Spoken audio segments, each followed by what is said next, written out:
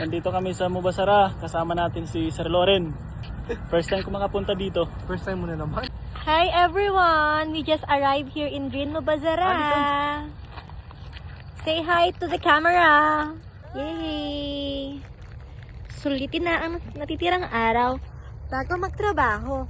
Kakayod na naman para sa dirhama! At ayun na nga, not allowed pala dito sa lugar na ito. Bakit kaya? Comment down below. Bakit bawal? Hindi ko nga alam eh. Baka bawal talaga dito. No? Doon lang daw. Doon lang daw sa papag. Bakit ganon? Gusto namin sa mataas. Nagre-reklamo na nga si Madiscarding Rom sa mga oras na ito.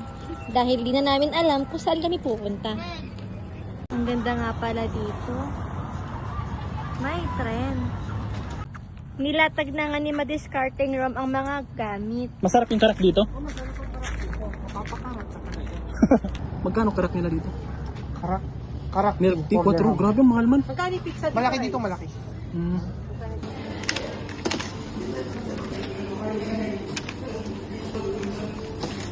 Dahil wala kaming bakon, namili na lang kami.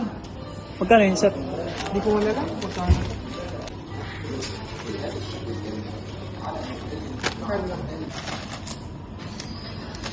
Nakabili na nga kami ng iinumin namin. Ito ang paborito namin. Magkarak.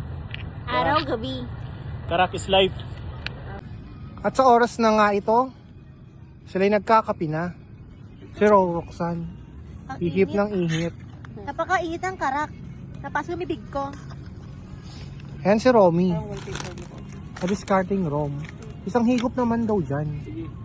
At ayun na nga, may napapansin ba kayo? Bago ang kanyang sando. Original yan. Original. Galing ng Los Angeles. R&D. Ang galing! Napilit namin si Madiscarding Rom bumili ng bagong gamit. Kumakain na si Ari ng chichirya. Masarap. Okay, okay. Speak Tagalog. Hindi. At ayun na nga, tinuruan siyang magtagalog. Sa alito ang lamig. An sa alito ang lamig. At sa oras na nga ito, nagligpit na ang ating madiskarte sa Madiscarding Rom. Ligpit na tayo dahil uwi na tayo.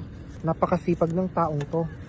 Hindi ka magsisisi na lagi siyang kasama. Sipag-sipagan lang. Sa bawat oras, minuto, at segundo, pauwi na nga kami. Naglalakad, papunta sa sasakyan. Ganda dito oh. Ganda nga. Punta na kayo dito sa Mubasara. Napakagandang view. Marerelax kayo talaga.